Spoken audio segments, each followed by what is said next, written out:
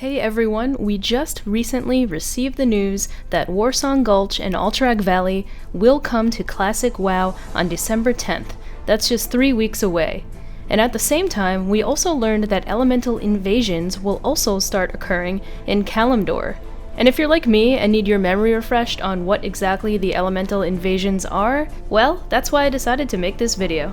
I also have an accompanying Wowhead guide that I've written alongside this video. I will place a link to the guide in the description of this video once the guide's been approved. So if you'd like to follow alongside the guide with this video, feel free to do so. So let's get started on what the elemental invasions are. Elemental invasions will begin to occur in Kalimdor in Phase 2 of WoW Classic, starting December 10th, 2019, with the simultaneous launch of Warsong Gulch and Alterac Valley. These invasions pop up randomly every few days. In Vanilla WoW, these were originally included in patch 1.4.0, April 19th, 2005, along with the PvP Honor System, Children's Week, and Gurubashi Arena. The original official description of the event was: invasions by elementals at different locations on Kalimdor have reportedly been occurring sporadically every few days. Concerned adventurers should investigate Silithus, Ngoro Crater, Azshara, and Winterspring to counter these incursions. How does an elemental invasion begin? Portals from the elemental plane will begin to appear to signify the start of an elemental invasion. Elemental invaders will begin to pass through, and eventually a leader will appear and start yelling in the zone to signify their presence. Until the leader is killed, more invaders will keep spawning. Once the leader is killed, the event will end and no new elementals will spawn. The remaining elementals already present will stay alive until they're killed. Some players will opt to delay in killing a named leader as to farm materials such as Essence of Fire, Essence of Earth, Essence of Water, and Essence of Air, because all of the invaders have a chance to drop them. So there are 4 types of elemental invasions in Kalimdor. We've got the Blazing Invaders, which spawn in Ngoro Crater. We have the Thundering Invaders, which spawn in Azshara. We have Watery Invaders in Winterspring, and Whirling Invader in Silithus. So let's quickly go over each elemental invasion type and the named mob that spawns, as well as the loot that they drop. Okay, let's start with Blazing Invaders. The Blazing Invaders are greenish-yellow in color, they're fire elementals, and they appear near the base of the Fire Plume Ridge volcano in Ngoro Crater. Baron Char is the leader of the Blazing Invaders.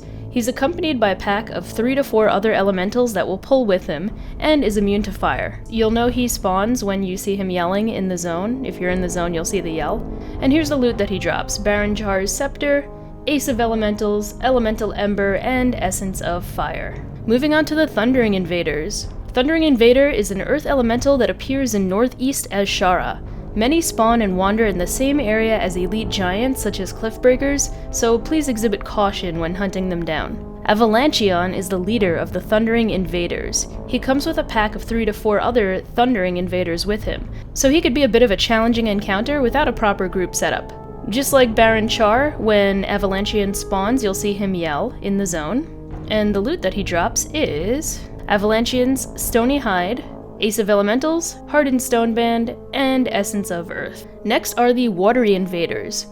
Watery Invader is a water elemental that appears in Lake Kel'Thurel of Winterspring. Princess Tempestria is the leader of the Watery Invaders.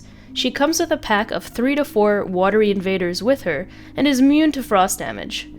Just like the other named mobs, she too will yell when she has spawned, and this is the loot that she drops: Tempestria's Frozen Necklace, the Storm Shroud Gloves pattern for elemental leather workers, Ace of Elementals, the pattern for True Faith Gloves for tailors, Frigid Ring, and Essence of Water. Lastly, let's move on to the Whirling Invaders. They are air elementals that spawn in northwest Silithus. The Windreaver is the leader of the Whirling Invaders, and like the other named bosses, comes with several adds when engaged in combat, and also shouts when he has spawned.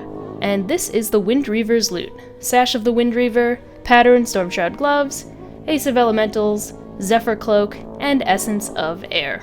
And one thing that you'll notice is that the blues from all of these bosses are BOE, so you could trade it to a friend, sell it on the auction house, or mail it to an alt. So that does it for my overview of the elemental invasions coming to WoW Classic December 10th.